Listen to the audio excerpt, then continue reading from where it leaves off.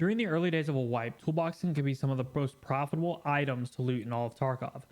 I decided to find out how often you could count on getting consistent value out of these boxes from sought after items. I have already completed the looting of 3 other lootable boxes in Tarkov, and those videos will be available in the top right on the first, second, and third minute respectively.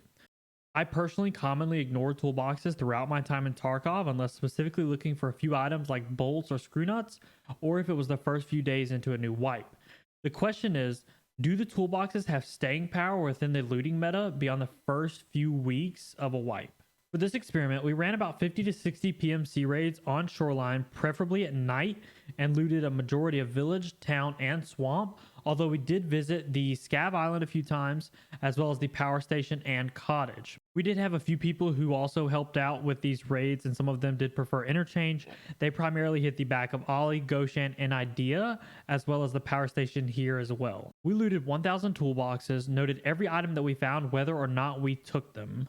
Noted the values of these items, their values per slot, as well as the drop percentages based on our looting, and here's what we found.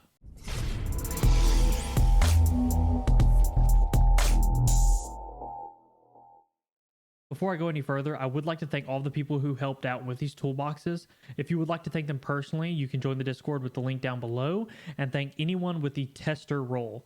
However, for this toolbox video specifically, Chunsy and Stalker sent me screenshots of their toolboxes for use. These toolboxes were the worst of the lootables that we have done so far, so I really appreciated all of the help that we received. If you are interested in joining and helping with experiments like this, we are trying to expand our sample size. You can join the Discord from the link down below, and then at me and request the tester role for access to that portion of the Discord. The general route here that we followed was, if we spawned on the far side of the map away from town or village, we would make our way there as fast as possible, hitting either the Scav Island or the power station as we made our way over there. And then depending on if we were on the northern side of the map or the southern side of the map, determining if we started at the swamp or at the village. We would then just work our way up towards swamp, or from swamp down towards village. And then if we spawned on the swamp or village side of the map, we would work our way to whatever the closest one, go south or north, depending on which side we spawned on. And then when we would hit either the power station or the Scav Island as well, and then head directly towards Extract. For any routing questions or anything like that, I do recommend using the Map Genie website.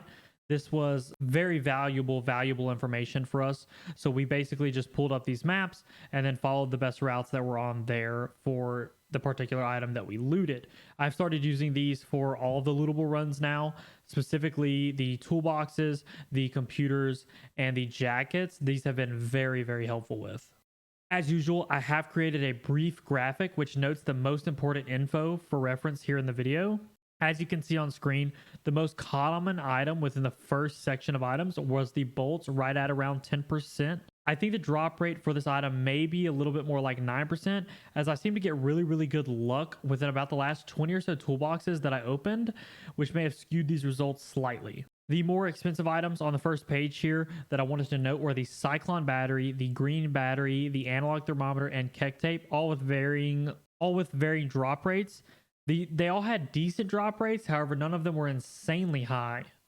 The corrugated hose also had around a 3% drop rate, which is quite sought after early on in wipes, so those are definitely worth looting for something like that early on. I only found 0 of 4 items during this experiment, which was a lot better than all the other experiments that we have done. 2 of those here on the first page are the metal cutting scissors and the military cables. Here on the second portion of items, I do just want to go ahead and mention the 2 other items that were 0. That was the military power filter and the old fire steel. The items to note here were the screw nuts, which are around 9% as well, similar to the bolts, and the tube epoxy ram at around 4.5%, and the wires around 5%. The tube epoxy ram has actually got a pretty good value. It's at around 12.5k rubles per slot, so finding these around 4.5% of the time was a really good value that you could get out of these toolboxes. During these raids, I did find 3 of the ratchets in toolboxes, which are generally worth around 80,000 rubles. Now, this wasn't a high drop rate in any sense of the word, but if you're just looting for the other items and you find a ratchet, it's a really nice bonus on top of those items. I personally think that the toolboxes are definitely worth looting if you're beside them. I don't know if I'd recommend farming them on something like Shoreline. However, farming them on Interchange might definitely be worth it. This isn't going to be faster than farming them on Shoreline, but it seems to be safer. And in addition to this, you can do like a normal raid, hit the toolboxes at the back of all of the stores, and then get out. On Shoreline, you kind of have to commit yourself to running all the way over here because other players are looting this area, and it becomes really, really inconvenient when you get over there to loot toolboxes and all of them are already looted. One of the most annoying things about looting these toolboxes was how contested the town and village were. I was honestly pretty surprised by this, but we actually fought a ton of PMCs trying to get these toolboxes. In addition, they were very, very spread out on Shoreline. You either had to run, for 5 minutes to get over to town or village to start looting, or you would loot and then you'd have to run for 10 minutes to get to extract while avoiding PMCs as well.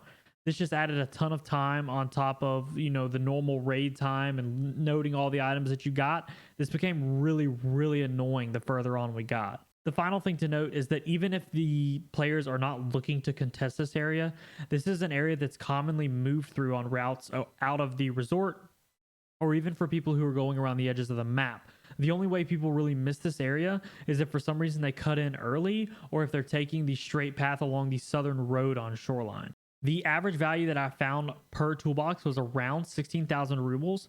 The Google Sheet that I've provided should be updating the current average value of a toolbox every hour along with the average value of each item. The market prices on this Google Sheet will be updated hourly courtesy of Tarkov Market. A link to their site will be down below as well. Their resources have been extremely helpful throughout all of this, especially for this process. I strongly recommend their site and resources to any Tarkov player interested in Tarkov economics. The empties for the toolboxes were around 18%, which is a vast improvement over the other lootables that we've done, which were all around 25% or higher. The data collection and entry for the toolboxes took around 25 hours with multiple people assisting. The time and effort from everyone has been amazing. I really enjoy working with these people and getting this information for us to be able to provide for the community for public use. With that being said, if you would like me able to designate more time to experiments like this, then a like and a subscription can go a long way to helping me get to a position that this can be my primary focus. This also lets me know that you want to see more things like this, and I can continue to provide you the kind of content you are looking for. If you are interested in more things like this, I recommend hitting the notification bell, as that will notify you as soon as my videos go live. I appreciate all the support and positive feedback that I've received from the Tarkov community, and hope to see you in the next one or over at Twitch while we complete the next lootable.